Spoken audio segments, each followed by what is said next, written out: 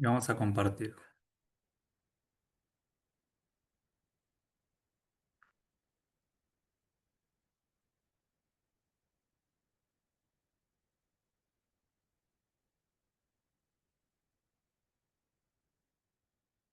Bueno, entonces, quiero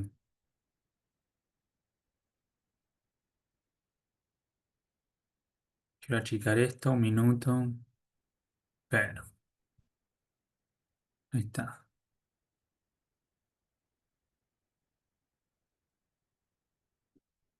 Ahí están viendo, ¿no? ¿Ven la pantalla?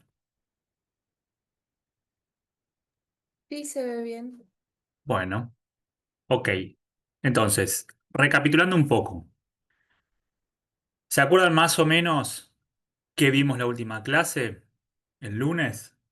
Terminamos de cerrar la idea de la ley de Say, ¿sí? El principio de la ley de Say y los supuestos necesarios, ¿sí?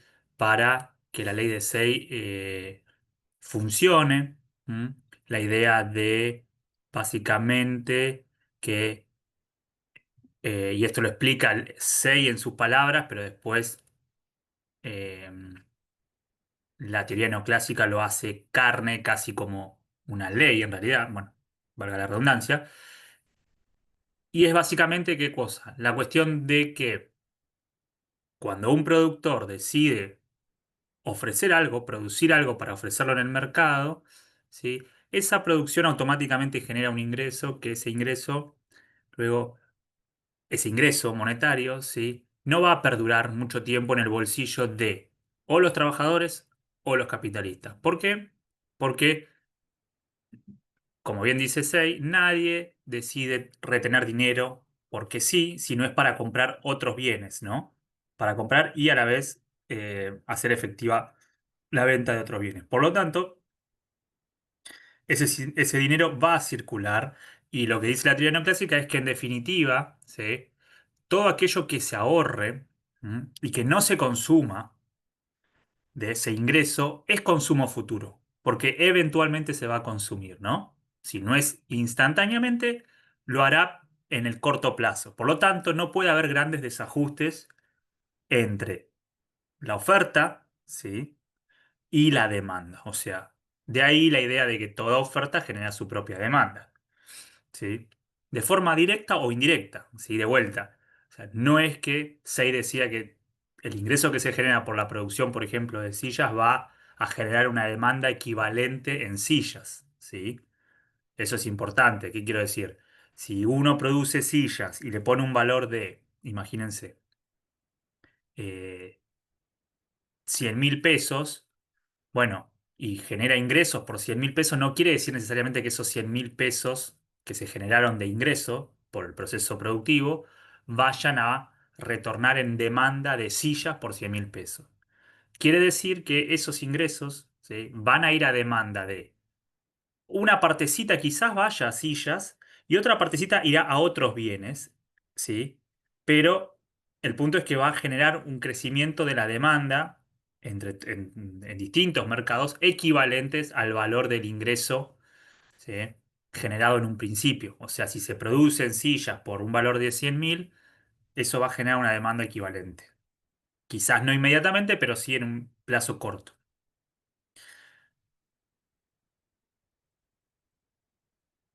Para que eso sucediera, teníamos que pensar que el dinero era esencialmente la función del dinero, ¿sí?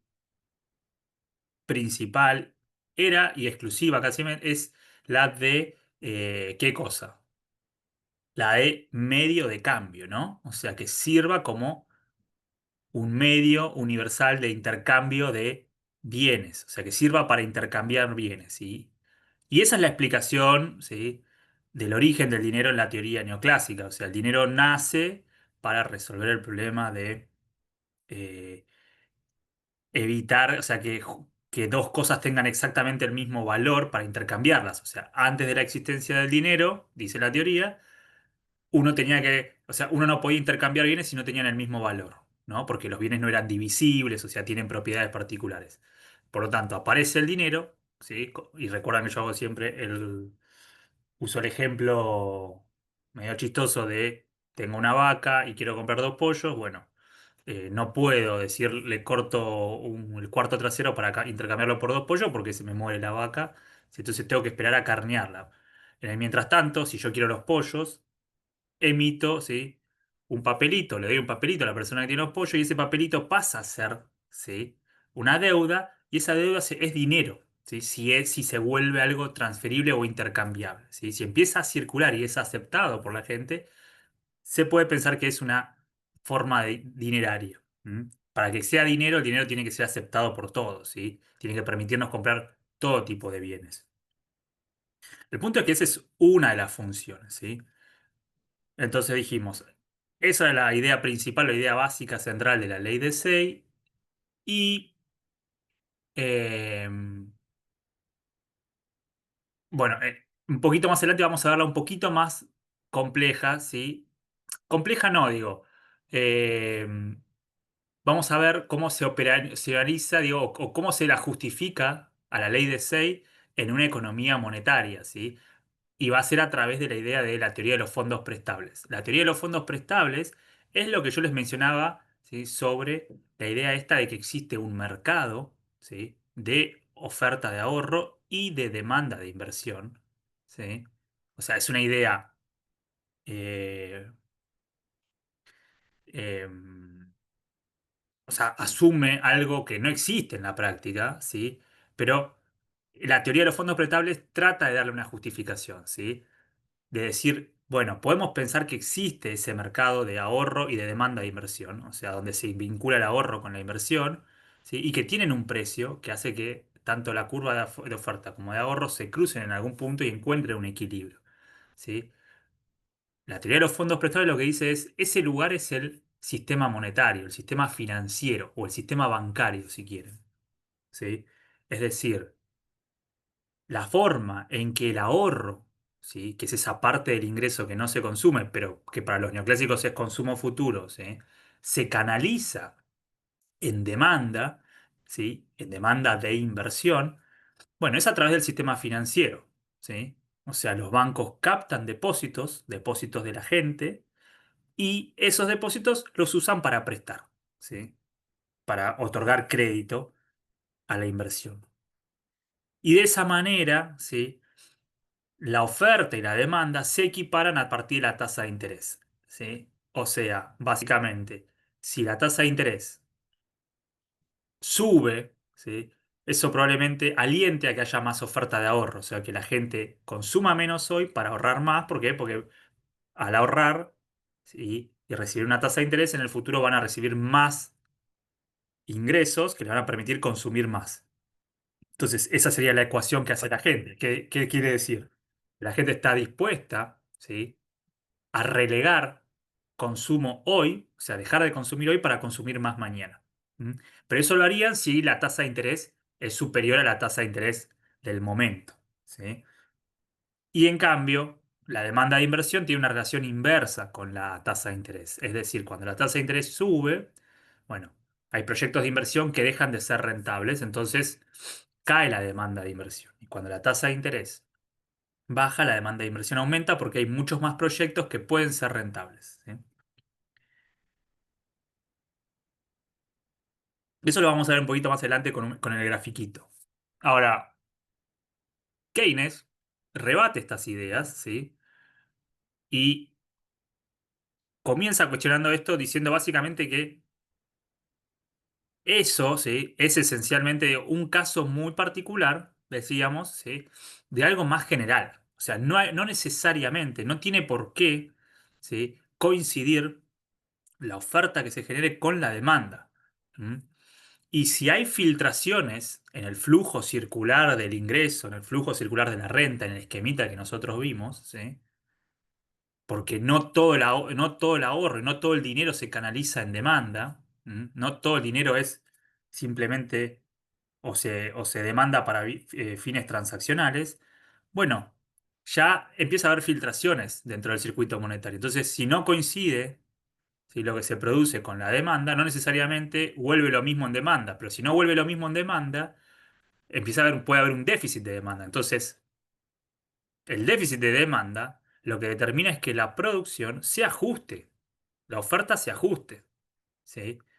Esa es la idea del principio de la demanda efectiva, o sea, la demanda es la que comanda la producción, ¿sí? Y si la demanda baja y las ventas caen, las empresas ajustan la producción. ¿Y cómo lo hacen?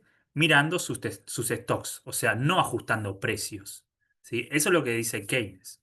¿Mm? El ajuste de precios, dice él, se da solo en un caso muy particular, y es el caso en el cual la economía está produciendo en su punto de máxima capacidad, o sea, el producto está en el nivel potencial máximo, o sea, la fuerza de trabajo está plenamente empleada y el capital está también siendo plenamente utilizado y por lo tanto no hay capacidad para aumentar la producción, ¿sí? La producción está dada, por lo tanto, cualquier presión de demanda, cualquier corrimiento de la curva de demanda agregada de la economía, necesariamente implica un aumento de los precios, ¿sí? Porque no pueden aumentar las cantidades.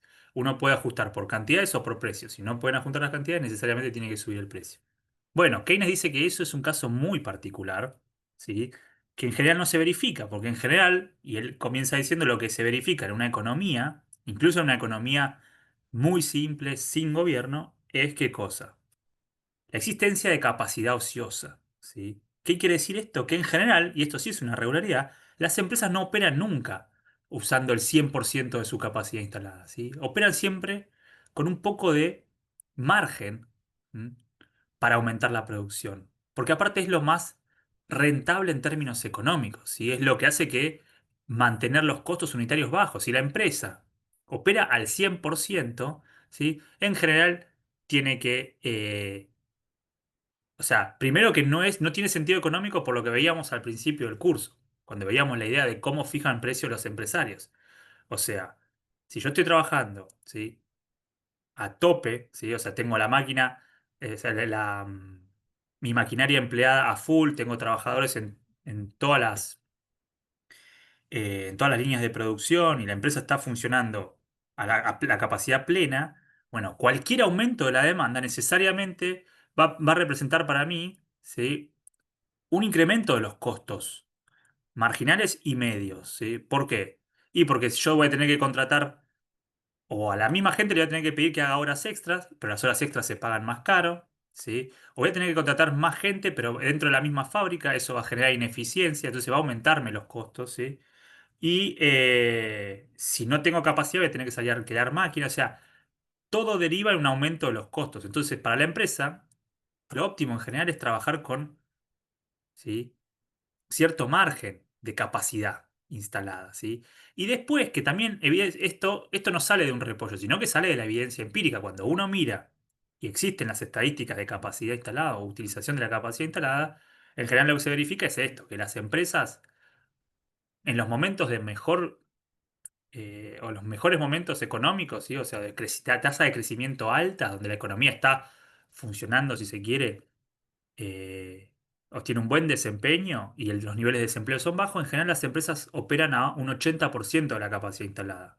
85% en el mejor de los casos. O sea, nunca operan al 100% ni cerca. ¿Mm? ¿Por qué? Para tener este margen para aumentar la producción y ajustar la producción a la demanda. ¿Sí? Y tener tiempo de ajustarse y en caso de que sea necesario ampliarse, tener margen para planificar la ampliación.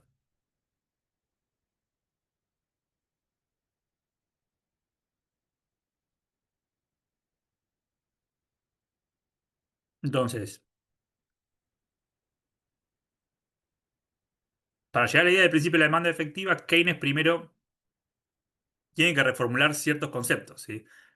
El concepto de ahorro, o de los ahorros agregados de la economía, Keynes que dice, los ahorros no son consumo futuro, ¿sí? No es consumo que no se realiza hoy y se va a realizar mañana, no. Porque no sabes qué vas a consumir mañana, nadie sabe cuál va a ser el ingreso de mañana, ¿sí? Entonces, lo que Keynes dice es, no, el ahorro es simplemente el residuo de lo que a vos te queda después de consumir, ¿sí? Uno percibe ingresos y consume y una vez que consume ve si le queda algo, pero en todo caso es un residuo eso. Porque aparte, sobre todo, quizás ustedes pueden decir, ok, bueno, pero uno puede planificar más o menos el ahorro siendo un asalariado. Sí, es cierto, si uno gana un ingreso más o menos fijo, y que se ajusta y con la inflación y no tiene pérdida de poder adquisitivo, puede decir, ok, ahorro tanto por mes. Es cierto, pero hay una parte importante, muy importante de la población, cuyos ingresos son variables, ¿sí? Y entre ellos, ¿quiénes están? Bueno, ni más ni menos que el porcentaje o la parte de la población que es la que más ahorra, que son los capitalistas, ¿sí? Entonces, las ganancias, ¿sí? de las empresas están atadas a las ventas. Y las ventas, ¿sí? dependen del ingreso de las personas. ¿Me siguen ahí?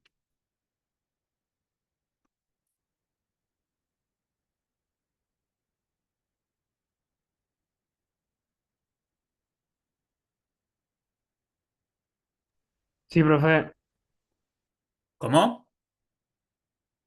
sí, Ok. Em,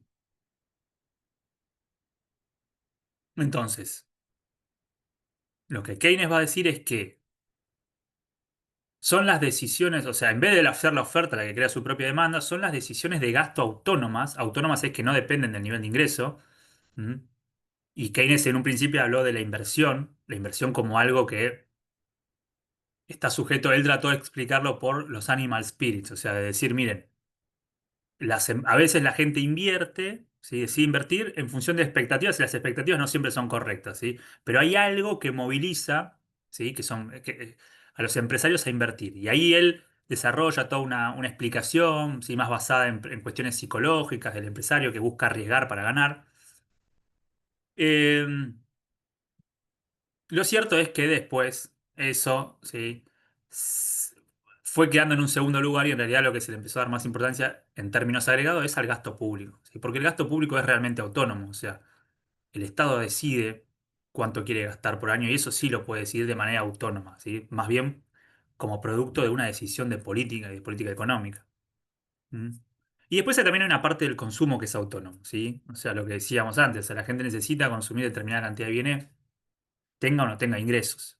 Entonces, esos consumos que son los autónomos van a fijar un piso de demanda. Ahora, lo que Keynes muestra es que y van a generar un piso de ingresos. A medida que la economía crece, ¿sí? y aumenta la producción o la oferta, ¿sí? la demanda, ¿sí? crece menos que proporcionalmente. ¿Por qué? Porque hay una partecita del crecimiento del ingreso que no vuelve en demanda. Si hay una partecita que se ahorra. Entonces, eh, el producto potencial y la demanda se van alejando. Entonces, para que no suceda eso, ¿sí? Y para que la demanda acompañe a la oferta, o para hacer efectiva la oferta, o sea, para seguir creciendo, lo que decía Keynes es que hay que impulsar la inversión, ¿sí? La inversión privada, o el gasto autónomo, o los otros componentes del gasto autónomo, incluyendo el gasto público, ¿sí? Por eso Keynes, o sea, se termina convirtiendo, o sea, las ideas keynesianas en una, un argumento muy sólido para explicar por qué, ¿sí? el gasto público es el que tracciona el crecimiento de las economías. Y eso sí se verifica bastante en la empiria, ¿sí? Las economías crecen traccionadas por los componentes autónomos de la demanda.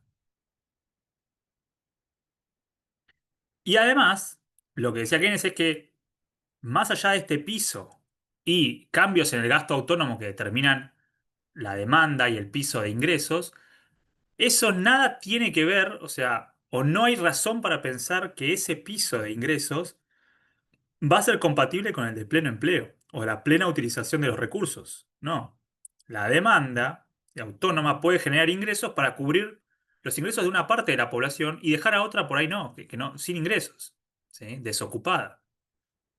Entonces, la decisión, ¿sí? de integrar a toda la población o de reducir el desempleo ya no necesariamente tiene por qué resolverse endógenamente, o sea, dentro del sistema, dice él. O sea, él está mostrando eso, ¿no? No hay razón para pensar que el sistema, a través de los mecanismos de mercado, de libre competencia y de flexibilidad de precios, lleven necesariamente a la plena utilización de todos los factores y en particular al pleno empleo, como sí decía la teoría clásica o la teoría neoclásica. Y por lo tanto, es que Keynes va a decir, mirá, vos podés quedarte en un piso de ingresos bajos y desempleo alto por mucho tiempo. No hay ninguna explicación, ¿sí?, lógica para pensar que el mercado te va a sacar de ahí. ¿Mm? Entonces, decíamos que, recapitulando, el consumo para Keynes depende del ingreso corriente, no de la tasa de interés, ¿sí? O sea, hay una parte del consumo que es autónoma y después el consumo aumenta a medida que aumenta el ingreso, dice él. Ahora vamos a verlo en sus palabras, ¿sí? ¿Aumenta igual? No, menos que proporcionalmente. Es esto que yo les digo, ¿no? O sea, hay una partecita del ingreso que se consume y una partecita que no, que va a ahorro. Entonces, a medida que crece la economía, se aleja más, ¿sí?, el ingreso del consumo y por lo tanto ese vacío debe ser llenado para que la demanda acompañe. La inversión, decía, depende de la eficiencia marginal del capital, que es de alguna manera las expectativas, ¿sí? O sea, lo que se espera vender, y eso si se quieren es lo más innovador o lo más novedoso que trata de incorporar él, porque él dice, hay incertidumbre, y desde el momento que hay incertidumbre, esto se vincula con la idea esta de los animal spirits. Nadie puede saber realmente si la inversión que va a hacer va a dar frutos o no. ¿Sí? Entonces las inversiones, dice, son por definición especulativas o se basan en expectativas. ¿Sí? Sin embargo, dice, hay algo que se llaman animal spirits, serían espíritus animales, que lleva a los empresarios a arriesgar. Al mismo tiempo, ¿sí?, este rendimiento de las ventas, o sea, la ganancia que pueda llegar a obtener, ¿sí?, o la eficiencia marginal del capital, es decir, la idea esta de cuánto me va a generar de ingresos el capital que en el que invierta, lo voy a comparar con la tasa de interés. ¿Por qué? Porque puede suceder que, por ejemplo, yo no tenga el dinero, el capital. Hay dos razones, ¿sí? Puede ser que yo no tenga el capital y tenga que pedirlo prestado. Entonces, si tengo que pedirlo prestado, la tasa de interés empieza a ser un factor relevante. ¿Por qué? Porque si la tasa de interés a la que tengo que devolver el dinero es mayor al rendimiento o a la tasa de retorno, ¿sí?, a la eficiencia del capital, a lo que me puede llegar a generar de ingresos el capital, la eficiencia marginal del capital, no me conviene. ¿Por qué? Porque imagínense, volvamos al ejemplo de la clase de la persona que quiere armar un taller de costura, ¿no? Y compra máquinas, hace una compra grande de máquinas para coser. Se endeuda a una tasa determinada. Imagínense que se endeuda a una tasa del 30%. Ok. Esa persona tiene que proyectar que las ventas que generen le generen al menos un rendimiento, ¿sí?, una ganancia sobre el capital, de al menos el 30%. De lo contrario, lo que junte no le va a alcanzar para repagar la deuda. ¿Mm? Entonces, la tasa de interés me fija un piso, ¿sí?, de rendimiento de las inversiones. De allí, de allí la idea esta de que la demanda de inversión tiene una relación negativa. En ese sentido, y esto es una crítica, Keynes no se despega de la teoría neoclásica. Keynes mantiene, ¿sí?, esta idea de que hay una relación negativa o inversa entre la demanda de inversión y la tasa de interés. Esto después va a ser cuestionado incluso entre los post-keynesianos, entre los seguidores de Keynes, que van a decir no necesariamente, que van a decir que en realidad la inversión no depende de la tasa de interés, pero eso ya es para otra discusión, que se lo vamos a ver un poquito más adelante. Pero no importa, Keynes sostiene que sí, que la tasa de interés explica la demanda de inversión. Y cuando la tasa de interés sea más baja, la inversión va a ser mayor. Por eso él abogaba por la idea de la eutanasia del rentista, o sea, lo del rentista financiero. O sea, él decía que las tasas de interés había que bajarlas. ¿Para qué? Para fomentar la inversión productiva. Tasas de interés altas juegan en contra, y es cierto eso. Y sobre todo que la inversión es una decisión independiente de la de ahorrar. O sea, no son cosas similares, ¿no? Por lo tanto, no podemos pensarlas como que si estuvieran en un mismo mercado como lo hace la teoría neoclásica. Una cosa es decidir invertir en maquinaria, etcétera, y tener en cuenta esto, ¿no? Las expectativas de venta, la tasa de interés, e hundir costos. O sea, porque una inversión en capital real es muy difícil de deshacer rápidamente si la cosa no va bien o yo me quiero ir a otro sector. ¿Mm? En cambio, decidir poner plata en un plazo fijo o decidir poner plata, ¿sí? En un bono, sí es algo que se puede hacer y deshacer rápidamente, ¿sí? El ahorro, digo, y dónde uno coloca el ahorro financiero es distinto a las decisiones de inversión reales, ¿sí? El segundo motivo por el cual comparamos con la tasa de interés es no solo este caso en el cual un empresario no tiene la plata y tiene que pedirla, también puede ser el caso en el que, por ejemplo, un empresario tenga la plata para hacer la inversión. Imagínense que ustedes tienen la plata para montar eh, una, un taller de costura, ¿no? Ahora, igualmente van a comparar, ¿sí? eh, lo que rendiría, o sea, la ganancia esperada sobre la inversión de, de poner plata en máquinas, ¿sí? Versus la tasa de interés. ¿Por qué creen que harían eso? Y esto se los pregunto a ustedes y abro el micrófono para que contesten y participen un poquito.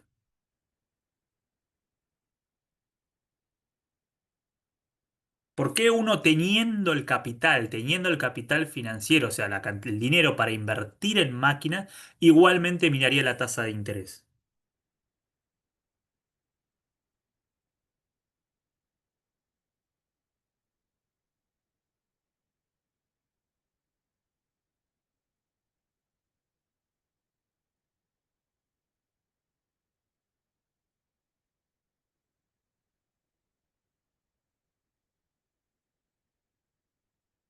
¿Quién se anima?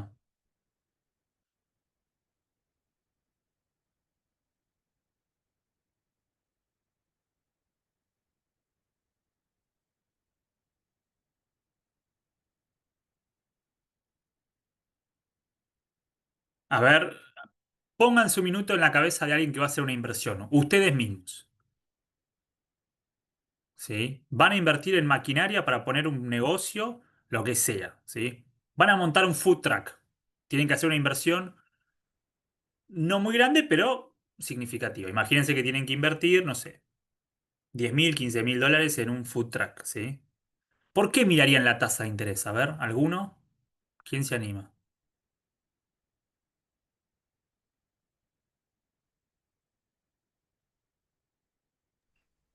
Por si más adelante saco un préstamo.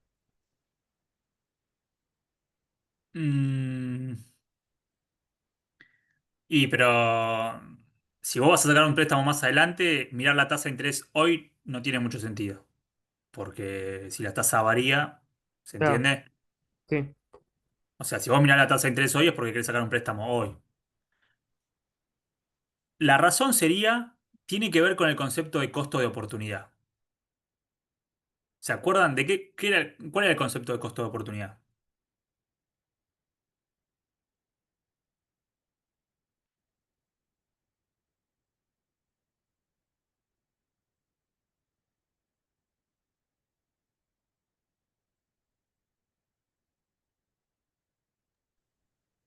Puede ser que sea el riesgo de asumir un riesgo, o sea, asumir un riesgo para obtener algo. Sí, el concepto de costo de oportunidad es el concepto que distingue, o sea, o que utilizamos los economistas, ¿sí? Y que no tiene que ver con el costo estrictamente contable. Hay un ejemplito que lo vimos, está en el libro, ¿no? O sea, y es esta idea de cuando uno va a hacer una inversión, no solo mira el costo de las cosas que tiene que pagar para hacer, sino también lo que va a dejar de ganar por usar tal o cual cosa, ¿sí? O lo que va a dejar de ganar por no poner la plata en otro lado. ¿Me explico? Entonces, por ejemplo, uno tiene que decir, yo voy a invertir, imagínense que volvemos al ejemplo este del food truck, ¿no? Voy a invertir en un food truck, voy a poner tanta plata. Ok, pero quizá yo podría no poner esa plata en el food truck, podría ponerla en el banco, ¿no? En un plazo fijo que me rendiría, no sé, 30 o 30%, ¿sí? Entonces, eso pasa a formar parte de tu costo, ¿sí? ¿Me explico?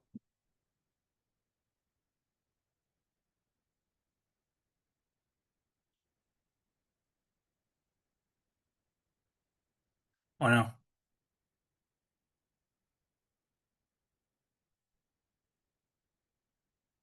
¿Se entiende lo que dije? Por mi parte no me quedó claro. Mirá, o sea, vos no solo vas a mirar el costo de comprarte el food truck y las máquinas que hagan falta para montar el food truck, sino lo que dejarías de ganar por no poner esa plata en el banco. ¿Me explico? O sea, vos podrías agarrar esa plata y en vez de comprar el food truck, podrías ponerla en una inversión financiera, o sea, no real. O sea, es poner la plata en el banco y que el banco te pague un interés. ¿Sí? Entonces, vos ya en tu cuenta, ¿sí? No solo tenés que meter el costo, después lo vamos a ver con una ecuación para que se entienda, el costo de lo que vas a comprar, ¿sí? Y ver cuánto vas a ganar con eso, sino tenés que ver que también que lo que vos ganes sea al menos, ¿sí? Igual a lo que ganarías en el banco, porque si no, no estás cubriendo tu costo de oportunidad, ¿sí? Porque si no te conviene poner la plata en el banco directamente y no hacer todo el lío de comprarte un food truck. ¿Se ve eso? Sí, ahora sí entendí. ¿Mm? El ejemplo que había en el libro, si no me equivoco, en el de, sí, en el libro de Mochoni Becker, si, reléanlo, el ejemplo que ponían era este de, suponete que vos, no sé, querés montar un negocio, ¿sí? Y tenés un local. Entonces vos decís, ah, listo, como yo tengo un local, no tengo que pagar alquiler. Ok, entonces, solo voy a tener en cuenta, imagínense que se pone, no sé, una roticería. Voy a tener en cuenta el costo de los mostradores, el horno, lo que haga falta adentro, ¿sí? Y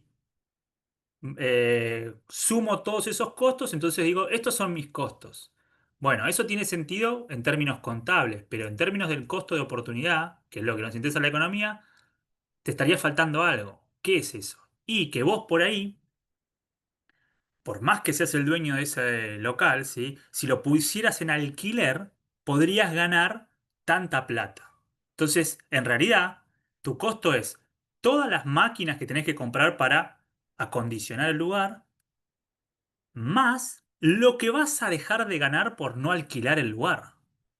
Entonces, cuando vos evalúes el negocio, a vos el negocio te tiene que permitir cubrir los costos, estos costos que decimos de acondicionarlo, estos costos de capital, estos costos fijos, y además la pérdida de una renta posible. ¿Me siguen ahí? Sí, ¿Sí? Bueno, en el caso este de la inversión es lo mismo. Yo comparo con la tasa de interés. ¿Por qué? Porque lo que yo gane con mi inversión, sea cual sea la inversión, tiene que ser al menos tan bueno, o al menos tiene que rendirme lo mismo que la tasa de interés. Si no, no me conviene. Me conviene directamente agarrar la plata y ponerla en el banco y que me pague ese interés y chao. ¿Sí? Bueno, de ahí esa es la idea de que teniendo o no teniendo la plata, igual es importante mirar la tasa de interés, ¿sí? Porque o en un caso me tengo que endeudar esa tasa de interés y entonces pasa a ser un costo efectivo, que tengo que devolver esa plata, y en el otro caso es porque entra como costo de oportunidad. Eh, ok, eso por un lado. Ahora, ahorro es un residuo, ya lo dijimos, ¿sí? El desempleo involuntario es una característica del mercado laboral, si los salarios nominales son rígidos. O sea, ¿qué es lo que está diciendo Keynes? Básicamente, miren, hay desempleo involuntario, ¿sí? Todo el desempleo no es voluntario. ¿Mm? Aún, y dice, y aún en un caso, en un contexto de un mercado flexible, ¿sí? O flexibilidad de salarios a la suba y a la baja, es poco probable que eso genere fuerzas lo suficientemente poderosas para, ¿sí? Llevar la economía al pleno empleo. O sea, lo que está diciendo Keynes acá, la raíz del argumento es, che, muchachos, bajar los salarios, ¿sí? Flexibilizar los salarios a la baja no necesariamente te va a llevar a un aumento del empleo suficiente para generar un pleno empleo. No hay por qué, ¿sí?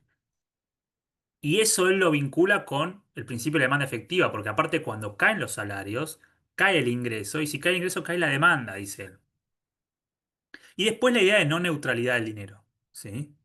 O sea, esta cuestión de que el dinero no es solamente un medio de cambio, el dinero también es reserva de valor, o sea, la gente lo usa para ahorrar, ¿m? Y por lo tanto lo puede sacar de circulación el tiempo que quiera, y para especular sobre todo, ¿sí? Entonces, Keynes dice, la tasa de interés del mercado no se determina en un mercado de ahorro y demanda de inversión, como dice la teoría neoclásica, no. Se determina en el mercado de dinero, ¿sí? Es decir, entre la demanda y la oferta de dinero, ¿sí? Y la demanda de dinero, la demanda de la gente, de la población, está determinada por motivos transaccionales, que son, si quieren, serían los motivos parecidos a la teoría neoclásica, o sea, la idea de como medio de cambio, o sea, la demanda de dinero para hacer transacciones habituales, ¿sí? Entonces, la gente demanda dinero eh, en el banco, o sea, o la cuenta corriente para transacciones habituales.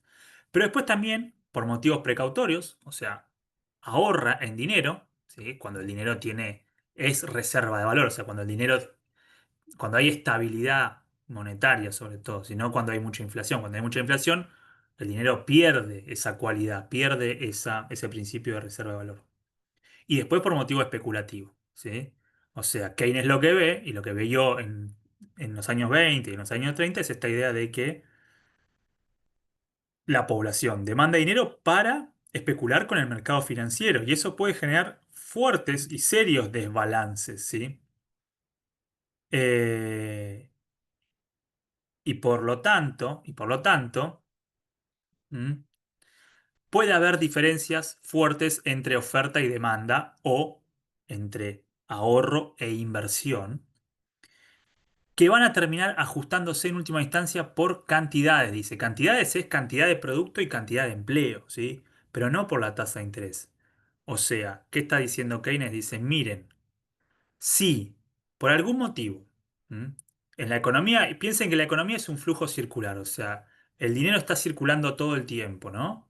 O sea, se produce, se pagan salarios, ¿sí? O sea, y una parte se ahorra y ese salario, una parte va a consumo, otra parte va a inversión, que es demanda, esa demanda genera producción, porque la demanda hace efectiva la producción genera ingresos y así todo el tiempo, ¿no?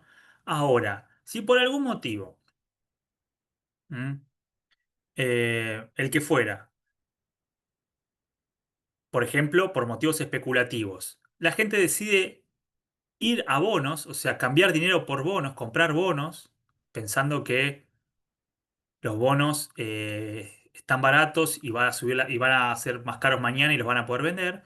Bueno, ese dinero que va a los bonos es dinero que ya se saca de circulación. Es menos dinero para demanda de bienes y servicios reales, para transacciones. Entonces, sacando ese dinero de circulación, la demanda se contrae. Y si se contrae la demanda de consumo y si se contrae la demanda de inversión, se contrae la producción. ¿Sí? Entonces, en definitiva, por un aumento de la demanda de dinero por motivo especulativo, si se quiere, ¿sí? Termina generando ¿qué cosa? Una caída de la demanda y una caída de la demanda de inversión que termina generando una caída del ingreso y por lo tanto una caída del ahorro, ¿sí? Por ahora, tómenlo así, yo sé que es medio un trabalengua, lo vamos a ir madurando esto. Y después cuando veamos en el modelito keynesiano va a cerrar un poco más. ¿Mm? Críticas a la ley de Say, esto también lo vimos, pero lo repasamos, ¿sí? Bueno, una economía monetaria de producción versus una economía de trueque, una economía de salario real o cooperativa y una economía neutral. O sea, Keynes dice, en una economía de trueque o una economía similar, cooperativa, donde la gente se intercambia o se reparte los bienes que se producen, pero no a partir de manera descentralizada y por medio del dinero, como es una economía monetaria de producción capitalista, bueno. ahí tiene más sentido la ley de 6. ¿Por qué? Porque todo lo que se intercambia representa una venta y una compra, ¿sí? Y contábamos el ejemplo de la economía de Robinson Crusoe. ¿Mm? Lo que no consume Robinson Crusoe, y bueno, se puede considerar inversión. ¿Por qué? Porque o lo guarda o lo planta y genera nuevos cocos, ¿sí? Y a su vez, en el caso de una economía de trueque, imagínense que la isla de Robinson Crusoe aparece otra persona, bueno, y empiezan a intercambiarse cocos con, no sé, hongos. Bueno, necesariamente la oferta de cocos de un lado, ¿sí? Se va a intercambiar por hongos. Entonces, la oferta va a generar una demanda, ¿sí? Y a su vez va a generar una demanda perdón, la oferta de cocos va a generar una demanda de hongos. Entonces, ahí sí, indefectiblemente, toda oferta genera su propia demanda. Pero cuando hay dinero, ¿m? En una economía monetaria, y acá dice, o empresarial, o sea, una economía sobre todo donde las decisiones de producción son descentralizadas, o sea, que no hay coordinación entre los agentes, puede haber fugas del circuito monetario. ¿Por qué? Porque las decisiones de uno no están atadas a las de otros. Entonces puede haber que algunos con el dinero, o sea, cada uno con el dinero elige hacer lo que quiere. Entonces algunos elegirán gastarlo todo y algunos elegirán ahorrar y algunos especular. Pero en esa variedad de opciones es que ya no tiene por qué coincidir la oferta con la demanda. Y no tiene por qué ser compensadas por la inyección de crédito, ¿sí? Privado. ¿Mm? A menos que obviamente haya una política específica, ¿sí? Pero si no hubiera una política específica de crédito para compensar la falta de ahorro o la falta perdón, de dinero, ¿m? No tiene por qué coincidir, ¿sí? La cantidad de ingreso con la demanda. Por lo tanto, ¿sí? Ya para cerrar esto, la ley de 6 no se mantendrá principalmente por dos razones, dice Eckhart. Los hogares pueden utilizar los ingresos para otros fines que no sean el gasto directo en bienes de consumo, ¿sí? Es la naturaleza específica del dinero lo que puede causar fugas del circuito monetario. O sea, la naturaleza específica del dinero. O sea, el dinero no es solo medio de cambio. Ese es el punto. Es medio de cambio, pero también es reserva de valor, ¿sí? Y es un activo financiero con el cual se especula. Por lo tanto, puede ser responsable de una demanda agregada insuficiente. O sea que no todo el ingreso vuelva en demanda. El dinero no puede ser sustituido por completo ni puede reproducirse mediante el empleo de factores de producción. ¿Mm? Y dos, es posible que las inyecciones monetarias, o sea, crédito, ¿sí? El dinero que se inyecte, no compensen automáticamente las fugas monetarias, ¿sí? Lo que sale en términos de ahorro precautorio o de ahorro por motivo especulativo. Entonces, en una economía crediticia, y acá usamos la palabra crediticia, moderna, las inyecciones monetarias son independientes del ingreso corriente. ¿Mm? No dependen del ingreso. O sea, no es que se inyecta más dinero si hay más ingreso o se inyecta menos si hay menos ingresos. No. El crédito va por un lado y el ingreso va por otro. Por lo tanto, pueden ser insuficientes para hacer que la demanda agregada sea igual a la oferta agregada de pleno empleo. En particular, las decisiones de inversión y producción de las empresas están orientadas hacia ganancias monetarias y el gasto de las empresas con fines de inversión puede, por lo tanto, ser insuficiente para el pleno empleo. No sé si se entiende esta última parte. Lo que está diciendo básicamente es las decisiones de inversión, ¿sí? O sea, las empresas invierten donde ven una ganancia futura, ¿sí? Y en base a eso invierten y producen las empresas. Y también producen en base a si hay ganancia futura, si hay demanda. Entonces, no hay nada que indique que esas decisiones van a llevar indefectiblemente a el pleno empleo, ¿sí? O sea, pensémoslo acá. Las empresas están decidiendo invertir, por ejemplo, en minería o en petróleo y gas en función de si van a ganar plata o no.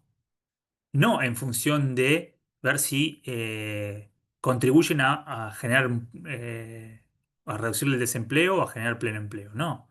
O sea, las empresas pueden crecer, pueden invertir y les puede ir muy bien, aún en un contexto de desempleo, sin generar el empleo suficiente. ¿Sí? Bueno, esto lo habíamos leído, ¿sí? ¿A quién dirige el libro Keynes? Eh, ¿Y cuáles son las limitaciones más bien epistemológicas? ¿Mm? Eh, y cómo él también defendió durante muchos años, ¿sí?, estas teorías que ahora ataca. ¿Sí? Eh, y que sobre todo lo que dice es, esto deberían ser ideas sencillas y deberían entenderse fácilmente o obvias. El problema no es las ideas nuevas, sino en rehuir de las viejas, ¿sí?, que entran rondando hasta el último pliego del entendimiento de quienes se han educado en ellas, como la mayoría de nosotros.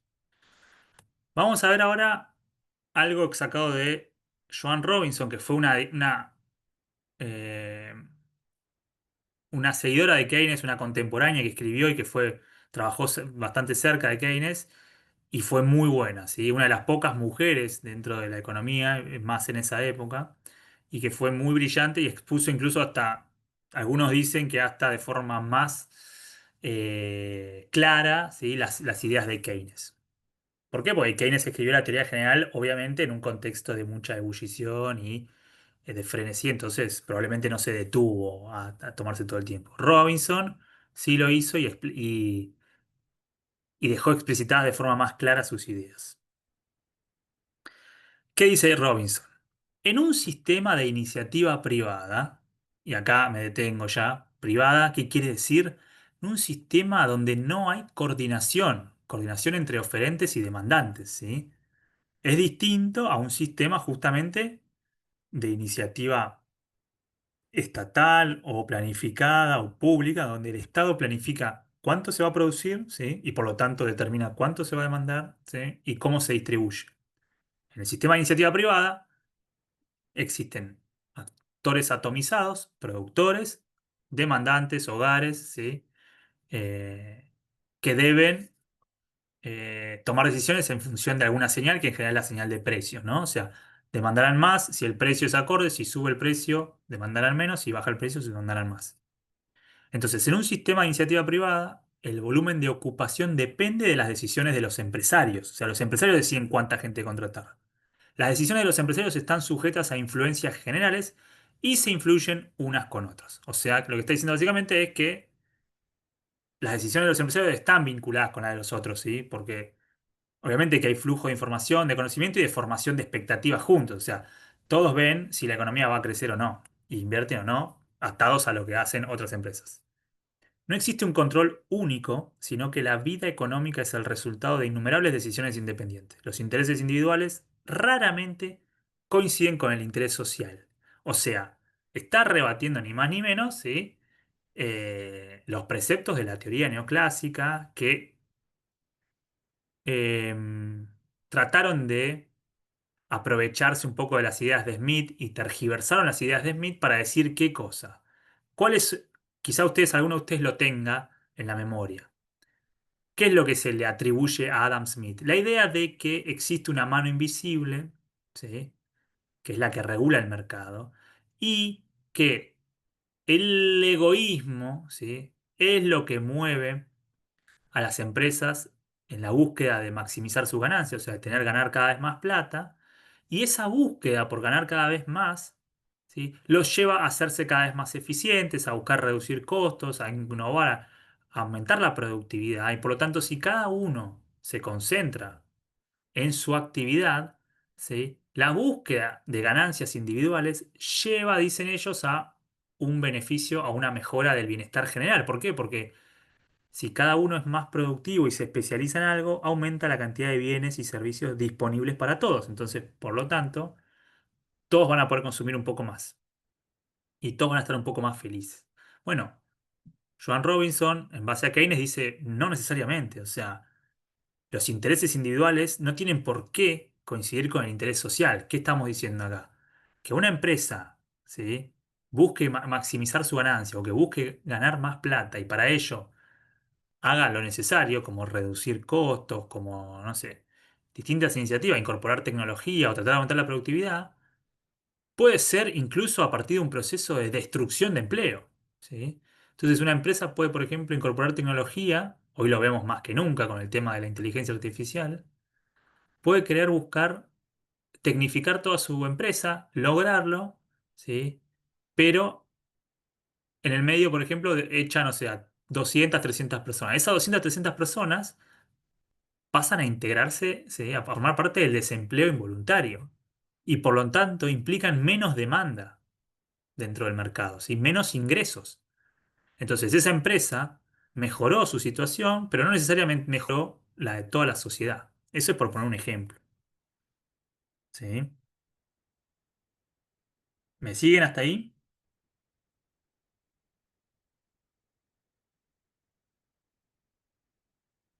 ¿Sí, chicos? Sí, profe. Yo les pregunto porque estoy hablando yo solo hace una hora, a mí no me molesta, pero me gustaría saber si ustedes me están siguiendo o no, y si tienen dudas, pregunten.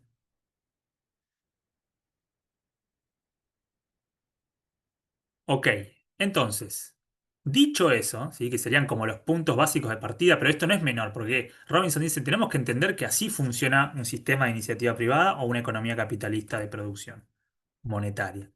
Entonces, deficiencia de demanda. Demanda significa gasto en dinero. Lo que yo siempre le digo, no deseo o necesidad como dice la definición tradicional. La necesidad de las personas no constituye demanda, a menos que se acompañe por el gasto. ¿Qué está queriendo decir? Todos tenemos necesidades, ¿sí? Y eso no implica que todos podamos satisfacerlas. Necesitamos dinero para satisfacer las necesidades. Entonces, lo que está diciendo es que la demanda no es la demanda potencial, ¿sí? O la curva de demanda. No, la demanda es la que efectivamente, ¿sí? Se materializa con dinero y es la que hace efectiva a la producción. Entonces, si aceptamos esto, aceptamos que puede haber recursos ociosos y necesidades insatisfechas. O sea, está atacando a la idea esta de una curva de demanda, ¿sí? Que vacía el mercado, o sea, que se encuentra con una curva de oferta y encuentra un punto de equilibrio en donde se vacía el mercado. No, vos podés tener una demanda, ¿sí?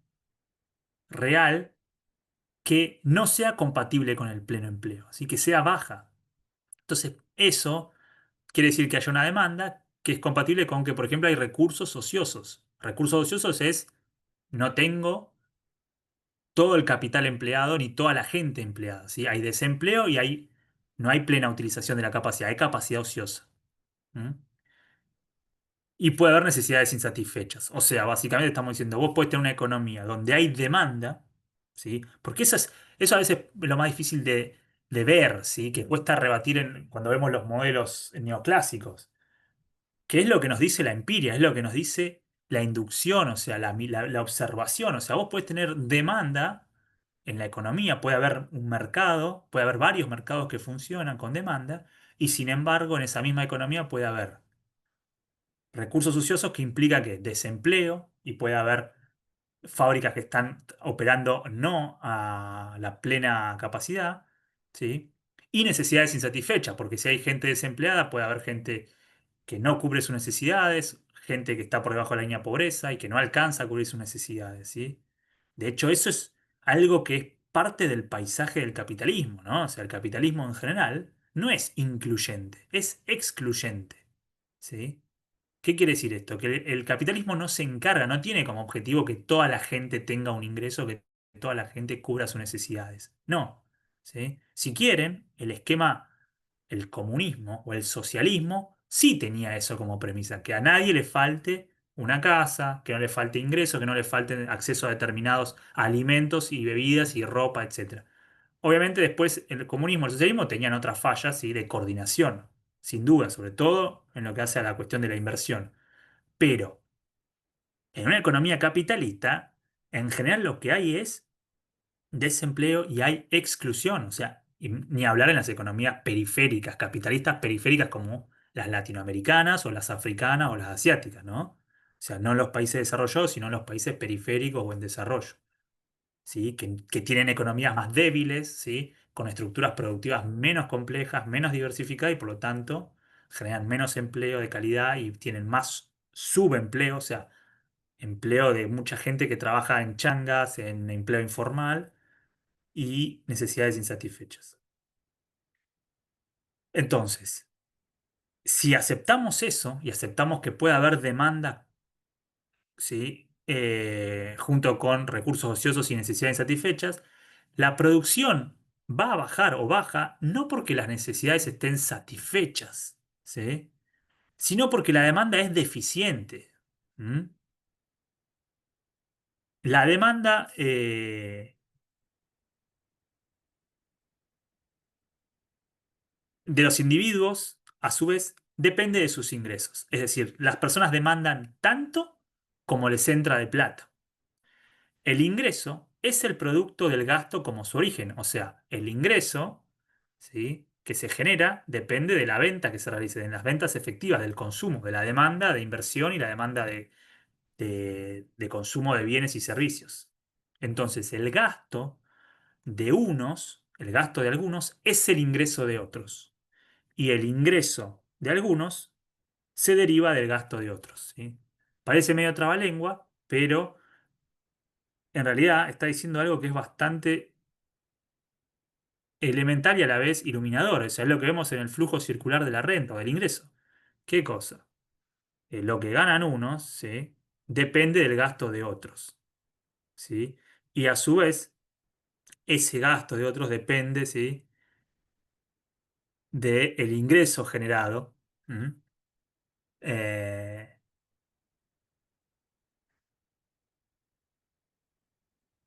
por otros.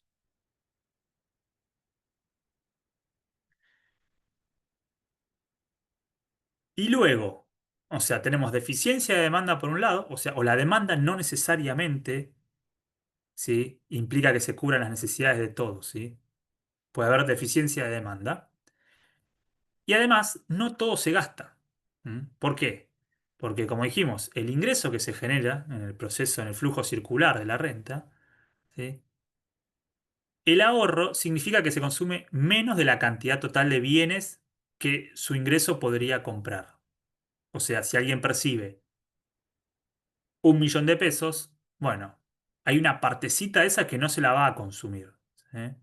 Imagínense que se consume 800.000, bueno, se queda con 200. Ese es el ahorro. ¿Sí?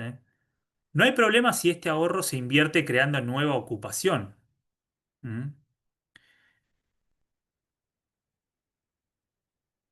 Ningún empresario adquiere bienes de capital a menos que vea una ganancia al hacerlo así. El mero hecho de que los demás ahorren no contribuye para estimular al empresario a esperar mayor ganancia de capital. O sea, ¿qué estamos diciendo? Estamos diciendo, el ahorro es un residuo, ¿sí? Ese ahorro, el ahorro individual de una persona, puede invertirse. Nadie dice que no. O sea, eso es lo más interesante de esta teoría. Parece algo fino, pero es muy importante. Nadie dice que si vos ahorraste 200.000 no lo puedas invertir en un proyecto de inversión. Lo que están diciendo estas personas, Keynes y sus seguidores, es que las decisiones de inversión, o sea, si vos decidís invertir eso, ¿sí?, no va a ser porque tenés ahorro. No es porque ahora hay ahorro, entonces vas a ir a invertir. No. Vas a invertir porque vos ves, proyectás una ganancia al hacerlo. Si no, no invertís. Entonces, que algunos ahorren, perdón, algunos, digo, de las personas de la sociedad ahorren, no quiere decir que necesariamente eso se traduzca en inversión. ¿Sí? Puede haber ahorro y puede no haber inversión. ¿Mm? Así como puede haber inversión, ¿sí?, y poco ahorro, y por lo tanto se financiará con crédito.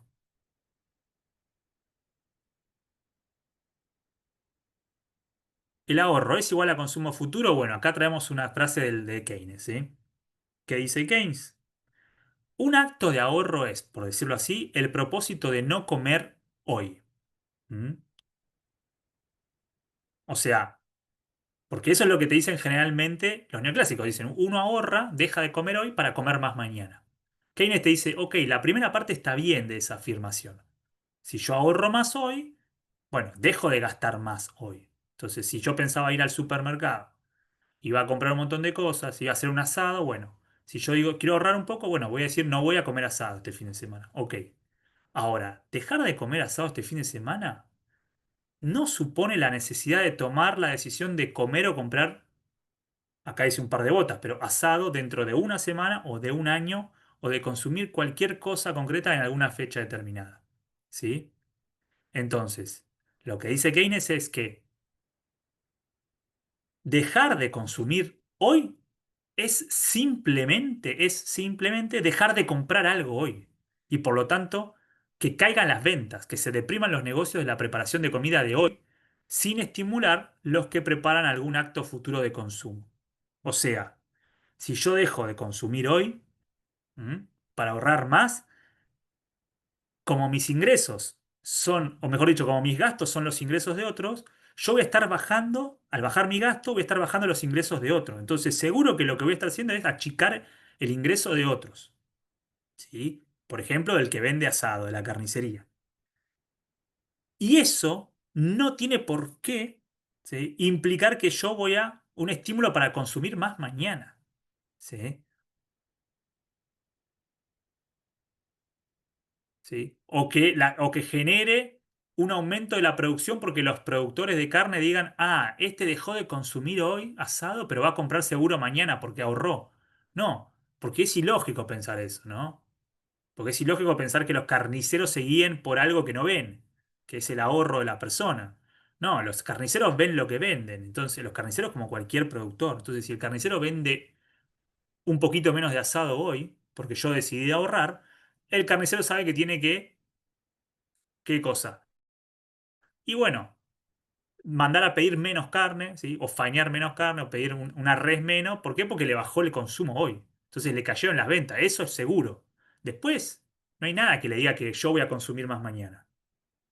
Por lo tanto, no hay una sustitución de la demanda de consumo presente hoy por la demanda de consumo futuro, sino lisa y llanamente una caída neta de la primera, o sea, una caída neta de la demanda. O sea que si yo hoy decido ahorrar más y ustedes también, y todos decimos vamos a ahorrar para tener más plata, lo que vamos a estar haciendo ahora es demandar menos y le vamos a hacer caer los ingresos a otros. ¿Sí? Así de interconectada está la sociedad. ¿Mm? Más aún, dice que la expectativa de consumo futuro, o sea, de cuánto voy a consumir en el futuro, se basa en tal medida por la experiencia actual de la demanda presente que una reducción de este probablemente deprima al otro. O sea, no solo si yo dejo de consumir hoy, si estoy afectando a los ingresos, las ventas de la carnicería hoy, sino que seguramente el carnicero va a decir, che, si caen las ventas hoy, ¿por qué van a subir mañana? ¿Se entiende? O sea, en realidad es lo opuesto a lo que dice la teoría neoclásica. ¿Por qué voy a asumir que si hoy dejan de consumir es porque están ahorrando más? No, si dejan de consumir hoy es porque tienen menos ingresos capaz la gente. ¿Sí? Entonces, si dejan de consumir hoy, bueno, nada me dice que el consumo vaya a dispararse mañana o en un mes. Entonces, lo que probablemente suceda es que se ajuste la producción y por lo tanto la oferta de carne, pero la oferta de todos los bienes se va a ajustar a la demanda. Ese es el concepto. Ahorro igual a inversión. Bueno, un individuo que aumenta su riqueza privada por el ahorro, es decir, consumiendo menos que el total de su ingreso, no hace nada para estimular la producción de más capital real. O sea, de vuelta a lo que dijimos antes, si yo ahorro más hoy, ese ahorro lo puedo destinar a una inversión, pero no quiere decir, no hay ninguna razón para pensar que el ahorro de unos sea igual a la inversión de otros, ¿eh? No, el ahorro no produce la inversión. ¿Por qué? Porque son decisiones separadas. ¿Sí? ¿Sí? Yo puedo decidir ahorrar más, pero no tengo por qué guardar esa plata. O sea, esa plata la puedo ahorrar abajo del colchón o la puedo meter en el sector financiero antes de meterla en una inversión real. Si decido invertir, es porque estoy esperando ganar plata. ¿Mm? Y entonces, así como una decisión de ahorro no genera, no estimula más producción de capital, o sea, producción de más capital real es demanda de inversión, para que se entienda, ¿sí? Producción de más capital real es demanda de inversión, de bienes de capital. El ahorro entonces no produce la inversión. Pero para la comunidad en su total, o sea, para todos los que integran un país, ¿sí?, una zona, el ahorro es igual a la inversión, ¿sí? A nivel agregado siempre va a ser así. Sin embargo, no son la misma cosa. ¿Mm? Decir que la tasa de ahorro y la de inversión de todos los individuos en su conjunto no significa que cada, o sea, decir que la tasa de ahorro y la de inversión de todos los individuos en su conjunto es igual, no significa que cada acto de ahorro conduzca a un acto de inversión. Entonces, las decisiones de ahorro y de inversión se toman de manera independiente unas de otras. Después tienen que coincidir, ¿sí? ¿Por qué? Porque a nivel agregado, ¿sí? No pueden ser diferentes, ¿sí? ¿Por qué? Porque si nosotros tenemos el ingreso total, ¿sí? de la economía y descontamos el consumo, bueno, nos queda el ahorro y a su vez de lo que se demanda, ¿sí? Ex post, o sea, una vez que pasó, por ejemplo, un año, el ingreso y el producto tiene que ser igual al gasto. ¿Recuerdan? En el sistema de cuentas nacionales, el producto de un año, lo que se produjo en un año, tiene que ser igual a lo que se demandó. Entonces, así como lo que se produjo generó ingresos y de esos ingresos una parte se consumió y la otra se ahorró, la demanda, lo que no es demanda de consumo, es demanda de inversión y por eso necesariamente tienen que ser iguales. ¿Eh? Pero eso es una vez que pasó todo.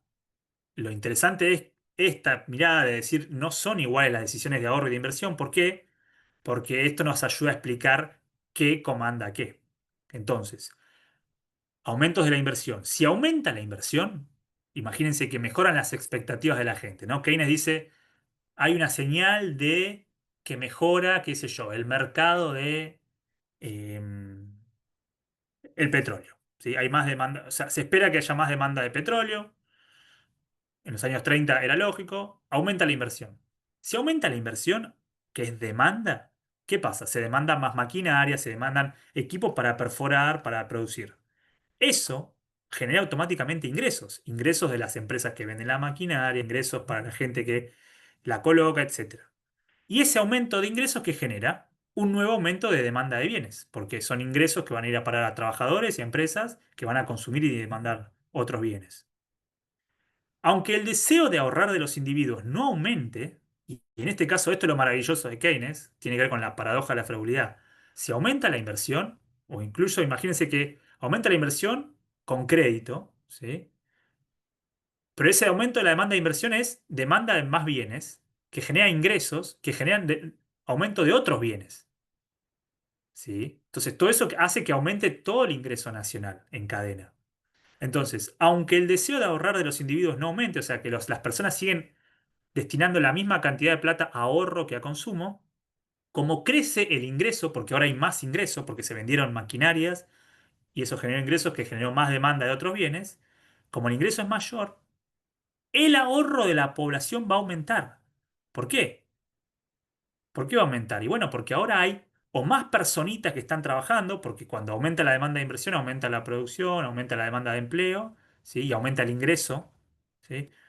O porque aumenta el ingreso de las personas, incluyendo eh, los capitalistas, ¿sí? Entonces el ahorro total va a crecer, pero porque crece el ingreso. Porque piénsenlo como un residuo. Si yo tengo el ingreso menos el consumo es igual al ahorro, bueno, si el ingreso crece y el consumo se mantiene más o menos fijo, crece el ahorro. ¿Mm? Entonces, satisfecho un cierto nivel de vida, o sea, una vez que las personas cubren ciertas necesidades básicas, por regla general, el ahorro aumenta con el ingreso. O sea, cuando aumenta el ingreso, aumenta el ahorro. ¿Sí? El consumo aumenta menos que proporcionalmente. El ahorro entonces depende del ingreso y este de la tasa a la cual los bienes de inversión están siendo producidos. O sea, el ahorro depende del ingreso y a su vez el ingreso, el nivel de crecimiento de la economía depende de cómo crece la inversión. ¿Sí? Cómo crece el stock de capital. Entonces, para Keynes, la inversión hace que los ingresos sean los que se requieren para inducir a la gente a ahorrar a una tasa igual a la tasa de inversión. O sea, lo que estamos diciendo básicamente es que la inversión, el deseo de invertir, o el deseo no, la decisión de invertir, sea con crédito o con recursos propios, ¿sí? lleva ¿a qué? A que se gaste en bienes y servicios reales de inversión, maquinaria, equipos, fábricas, etcétera. Pero eso mueve la rueda de la economía, ¿sí? Porque genera ingresos para las empresas contratistas, para los que venden, y esos a su vez pagan salarios. Entonces, aumenta el ingreso de todos. Y como aumenta el ingreso de todos, aumenta el ahorro. Porque todos consumen más o menos lo mismo, pero ahora hay o más gente empleada o hay algunos que ganan más, ¿sí? No sube mucho el consumo, sube el ahorro, ¿sí? O incluso a una propensión de ahorro igual, o sea, sin que la gente cambie el qué porcentaje destina a ahorro y qué porcentaje a consumo, como hay más ingreso ahora, ¿sí? El ingreso creció para todos, hay más ahorro en términos absolutos, ¿sí? Ahora, lo anterior no es válido para el caso contrario. ¿Qué quiere decir? Cuando hay un aumento del deseo de ahorrar. El deseo de ahorrar no estimula la inversión, o sea, que la gente decida guardar más plata y consumir menos hoy no genera más inversión, ¿sí? Si aumenta el ahorro, se va a gastar menos del ingreso hoy, ¿sí? Y por lo tanto va a haber menos ventas, va a haber menos actividad económica y el ingreso va a disminuir. Y como el gasto de un individuo es el ingreso de otros, cuando uno gasta menos, otros van a ganar menos. Entonces, si un individuo ahorra más y gasta menos, significa que otros disminuyen por esta causa sus ingresos y que estos últimos ahorran menos. Si el deseo de ahorrar aumenta, el ingreso baja tanto como para que en equilibrio el ahorro no sea mayor que antes. O sea, llegamos a una paradoja. Si alguno decide ahorrar más, ¿sí? Por ahí, para él individualmente, le haga bien. Ahora, no va a hacer que crezca el ahorro de todos, porque el ahorro, si aumenta el ahorro de uno, lo que va a hacer es que consuma menos y que caiga el ingreso. Entonces va a caer el ingreso en una proporción que el ahorro total, el ahorro de todas las personas sumadas, va a seguir estando igual, no va a cambiar. ¿Sí? Entonces, de nuevo, es a través de cambios en el ingreso, o sea, cantidades, no precios, ¿sí? Que se mantiene la igualdad entre ahorro o inversión. Y finalmente, ya para ir dándole un cierre hoy, está la propensión marginal a consumir, ¿sí? Keynes lo que dice es que esto, ¿no? Definiremos lo que hemos llamado la propensión a consumir como la relación funcional, acá le pone X, entre el ingreso, ¿sí? Un nivel de ingreso dado, medido en unidades de salario, o sea, en términos reales, si se quiere, y el consumo, ¿sí? El gasto que para el consumo se toma de dicho nivel de ingresos. De manera que yo consumo una cantidad de bienes salarios, ¿sí? Imagínense que pensémoslo en términos de canasta básica. Yo voy a consumir, no sé, una canasta básica dependiendo de cuánto sea mi ingreso, ¿sí? Si mi ingreso cae, voy a consumir menos. Si mi ingreso sube, voy a consumir más. Es una relación así, simple, directa. ¿Mm? Y él dice que existen factores subjetivos y objetivos que determinan esto, ¿sí? Los subjetivos son relativamente estables en el corto plazo. ¿Qué quiere decir subjetivos?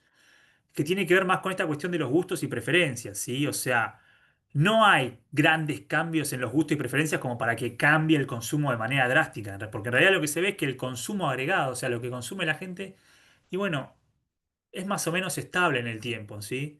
Hay cambios en las tendencias de consumo, van apareciendo bienes nuevos, van apareciendo cosas nuevas, la ropa cambia todo el tiempo, aparece nueva tecnología, celulares, etcétera, pero en general, si la gente consume más o menos una proporción fija y sobre todo en el corto plazo no cambia. Podrá cambiar con el tiempo, pero no en el momento. En cambio, hay factores objetivos que pueden afectar, ¿sí? Esto dice un cambio en la unidad de salario, un cambio en la diferencia entre ingreso e ingreso neto, o sea, si aumentan los impuestos o no, y hacen que caiga mi ingreso neto. Cambios imprevistos en el valor de los bienes de capital, cambios en la tasa de descuento del futuro, es decir, en la relación de cambio entre los bienes presentes y futuros, la tasa de interés, cambios en la política fiscal y cambios en las expectativas de la relación entre el nivel presente y el futuro de ingresos. O sea, dice, todas estas cuestiones pueden afectar, ¿sí? Al consumo. Sin embargo,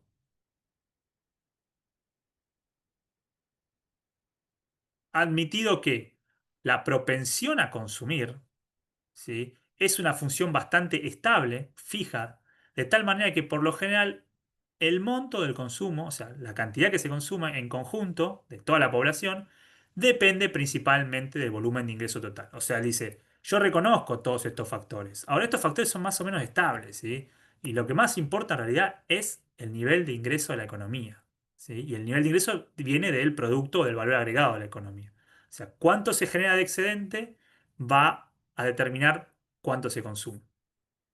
La ley psicológica fundamental en que podemos basarnos con entera confianza, tanto a priori partiendo de nuestro conocimiento de la naturaleza humana como de la experiencia, consiste en que los hombres están dispuestos, por regla general y en promedio, a aumentar su consumo a medida que su ingreso crece, aunque no tanto como el crecimiento de su ingreso. O sea, en términos matemáticos, ¿qué está diciendo? Que si sube el ingreso, sube el consumo. Hay una relación directa entre las dos, positiva. Sube el ingreso, sube el consumo. Cae el ingreso, cae el consumo. Ahora, ¿crecen en la misma proporción? No. Si el ingreso sube 100%, el consumo va a ser un 70% de esa partecita. Hay una parte que no se consume que es ahorro. Entonces, la estabilidad del sistema económico depende esencialmente de que esta regla opere en la práctica. De hecho, todo el modelo keynesiano se basa en esta idea, ¿sí? De que la propensión marginal a consumir sea estable y menor y tenga una tasa de crecimiento menor a uno. Y después, por último, a partir de esta idea de la propensión a consumir, desarrolla la idea del multiplicador que la vamos a ver después, ¿sí? En la semana que viene. La ley psicológica normal puede traducirse como que, por las proposiciones de que el incremento en el consumo y el incremento en el ingreso tienen el mismo signo, o sea, cuando aumenta el ingreso aumenta el consumo, signo positivo, y cuando cae el ingreso cae el consumo. Pero ¿qué cosa? El aumento del ingreso es mayor al aumento del consumo. O sea, ¿qué nos está diciendo Keynes esto, que es la base de la estabilidad del sistema para él?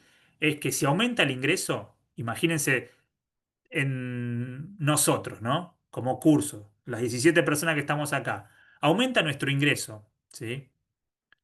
100 pesos cada uno, en total sería 100 por 17, ¿sí? O sea, 1.700 pesos. Bueno, el consumo va a aumentar, vamos a sentirnos un poco más ricos y vamos a aumentar nuestro consumo, pero no puede aumentar nunca el consumo más que lo que aumentó el ingreso, ¿sí?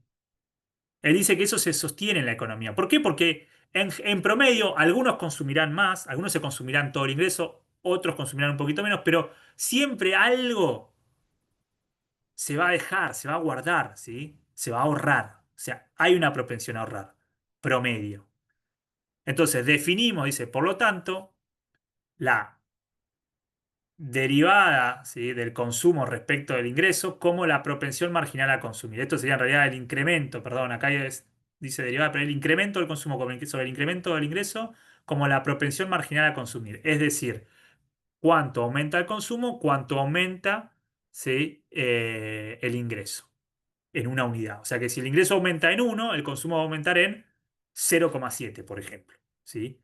Para ponerlo en términos de unidades.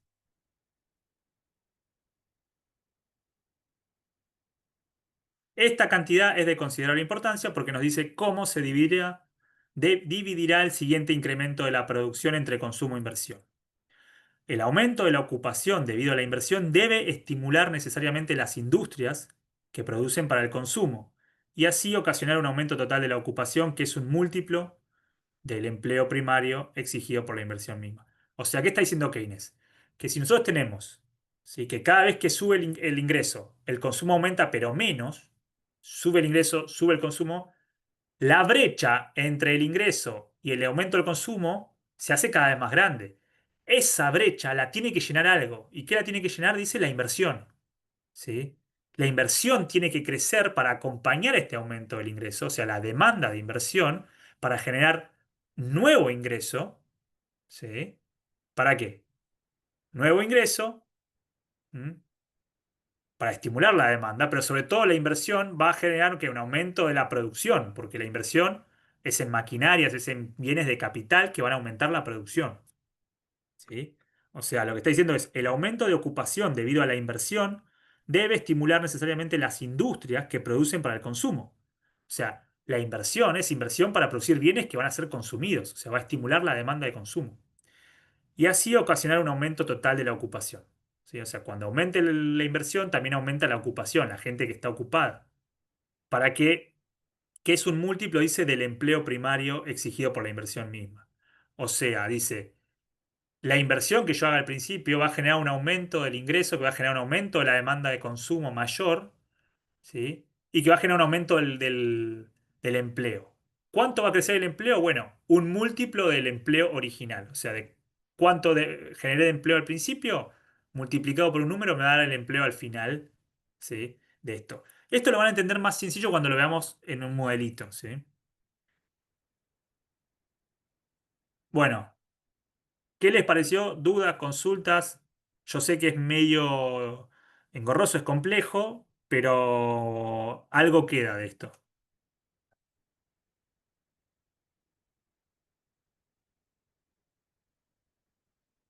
¿Tienen dudas, consultas, algo más? Yo por mi parte, ninguna duda. Bueno, eh,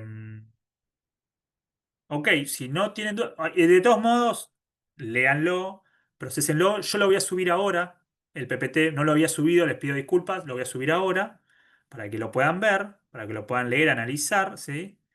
Eh, a ver, a mí me interesaba que ustedes tengan también de primera mano acceso a la literatura original, o sea, lo que Keynes dijo, no un procesado, porque lo que suele pasar con los manuales es que terminan perdiendo las ideas originales. Entonces, a mí me parece importante hacer el esfuerzo de leer a los autores originales, ¿sí? Sobre todo porque ustedes son estudiantes universitarios, o sea, también a esta altura ya tendrían que poder agarrar libros, a pesar de que están recién empezando, recién transitando este camino.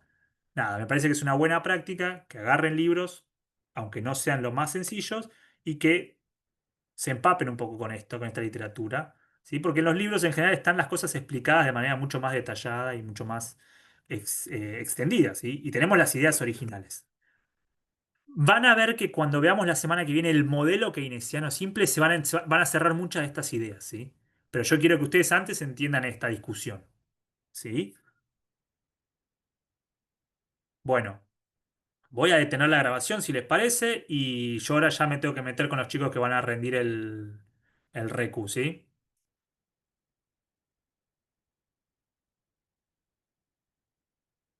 Nos vemos el lunes.